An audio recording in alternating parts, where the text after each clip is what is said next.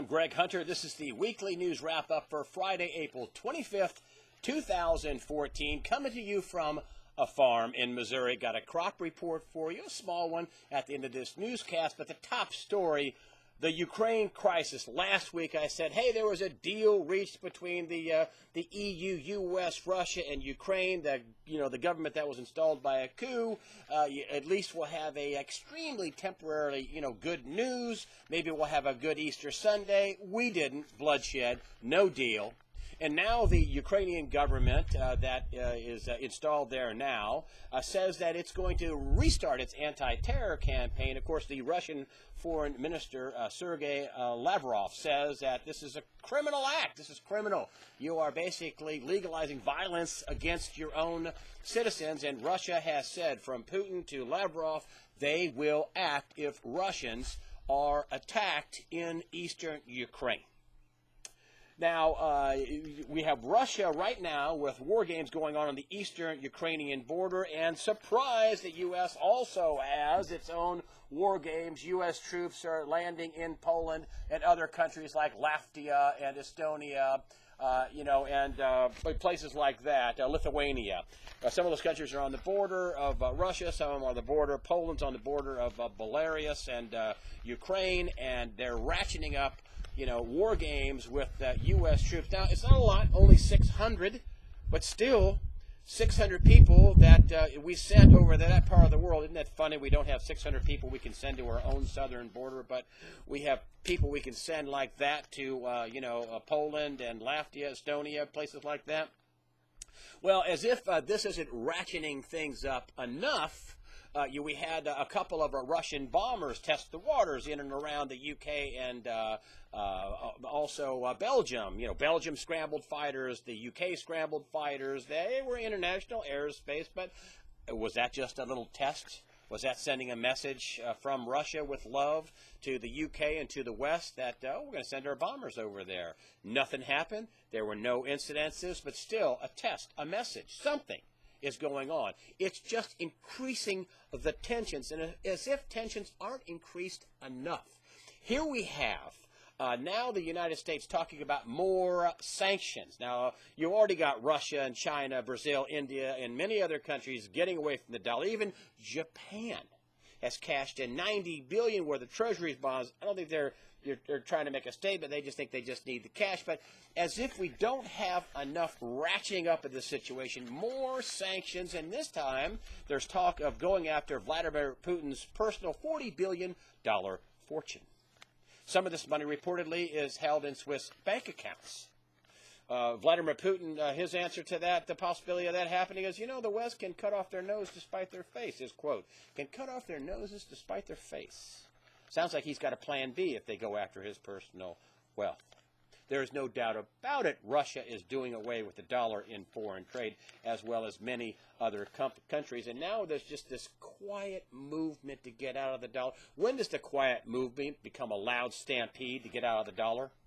Who wants to be the last person holding dollars when the whole world is shedding them? Therein lies the question, and why this can get out of control in a hurry with more than 16 trillion liquid dollar and dollar-like assets, liquid assets held outside of the country. And speaking of Japan, in terms of their selling the $90 billion worth of U.S. bonds, President Obama is over in Asia, and he's over there trying to calm the waters and reassure our allies. But there's a huge problem over there in the South China Sea, and the defense zone that China has put up around 600 miles off of the Senkaku Islands that Japan says they own, China says they own them. These are huge holders, the number one and number two holder of our foreign debt. The foreigners holding our debt. China, number two, China, number one, Japan, number two. And we have to pick a side. Obviously, the president has picked a side, Japan, that we will basically stand by Japan in this crisis. Nothing is settled, and it's nowhere near being settled. This is another one of the many global hotspots in the world. Speaking of hotspots, let's move back into the Middle East. You haven't heard much news there. Not a lot of reporting going on, but this is a huge story. As long as people were talking, they wouldn't be shooting. Well, it looks like they're going to stop talking because check out this headline. Fatah and Hamas reconcile, further imperiling peace process. Fatah is the biggest group inside the Palestinian Authority, or the PLO. Fatah and Hamas. Fatah is in the West Bank. Hamas is in Gaza Strip. And they had a bitter breakup back in 2007. They just blew bitter rivalry between Hamas and the Palestinian Authority, the PA. And now they have joined together. Now, Hamas has never recognized Israel, will not recognize Israel. The Palestinian Authority is not going to be recognizing Israel, and Israel has now broken off peace talks. When people stop talking, then there's a possibility they can start shooting.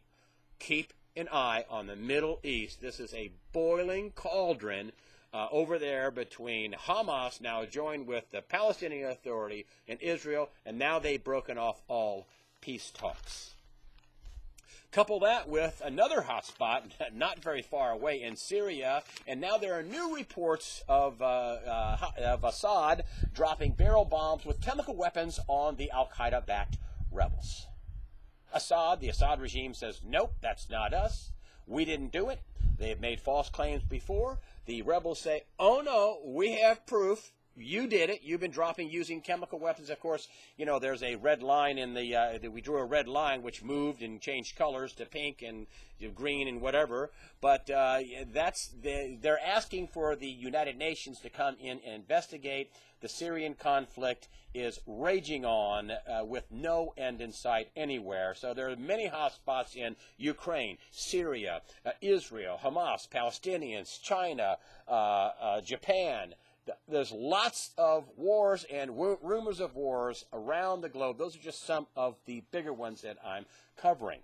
The BLM, the Bureau of Land Management, looks like it's getting ready for another land grab, this time on the Oklahoma-Texas border. The Attorney General of Texas, Greg Abbott, says, no, you didn't. No. You don't have any standing to do that. You don't have any right to this land. This land belongs to Texas, and Abbott has vowed to fight them legally. Now, the trend was already pretty established with Cliven Bundy and his ranch out there, that in Nevada, that the BLM was going to start, trying to get more and more land under its control. Supposedly the government owns lots of land out west. In Nevada, more than 80%. Other states, 40, 50% out west, western states. But the trend for the BLM to get control of this land is on the uprise. And here is another trend I predict, that in the future, states are going to start coming after the federal government, not just with protesters and militia people like at Clive Bundy's, but state governors and state attorney generals are going to start going to the mat over this land grab. You watch Texas lead the way on this. This is going to be ugly. This is going to be a states' rights issue that is unconstitutional. This is going to get ugly. You watch this trend as politicians, the voters will demand that politicians, attorney generals, and governors step up, as Rick Perry and Greg Abbott have done in Texas. That is going to be a growing trend. The crop report, it's very green and lush here. The trees are just budding out. You're just seeing the farmers just getting out in their fields to start planting here in the Midwest. Lots of water, lots of green, plenty of moisture in the soil. But, when you get out west, we're back to having this drought situation, and it's not getting better. It looked like it was going to abate, but not now. It's not abating. There are, particularly in states, in the western part of states like Kansas, Nebraska, places like that, Texas and northwest Texas, most of western New Mexico, California, even Oregon, having huge problems with water. Now, whether it's growing beef or pork or fruits and vegetables, the western states have big agricultural output. And, droughts can really put a damper on output and raise prices. Of course, that's not the only thing raising prices. It's the, crazy, reckless Federal Reserve money printing, also devaluing the dollar, and people around the world, shedding the dollar. But what a perfect storm of drought and weak U.S. dollar together, combining for some pretty stiff coming inflation. You've already seen it, and my prediction is you'll see more. That's the way I see it. I'm Greg Hunter. Thank you for supporting USA Watchdog with your comments and your donations. Have a good weekend.